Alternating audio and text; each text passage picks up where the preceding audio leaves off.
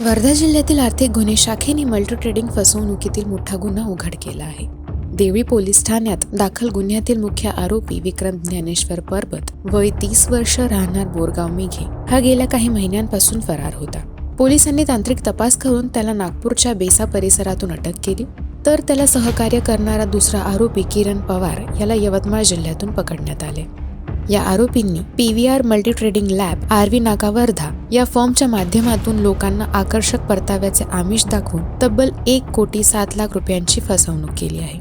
तपासादरम्यान पोलिसांनी आरोपींकडून 2 महागड्या luxury car, 9 mobile, laptop, 22 ATM card, सोन्याच्या अंगठ्या तसेच रोख रक्कम मिळून 44 लाखांहून अधिक किमतीचा मुद्देमाल जप्त केला आहे. याशिवाय मुथूट फायनान्समध्ये गहाण ठेवलेले जवळपास 750 ग्रॅम सोनेही गोठवण्यात आले आहे. ही कारवाई पोलीस अधीक्षक अनुराग जैन यांच्या मार्गदर्शनाखाली यशस्वीरित्या पार पडली.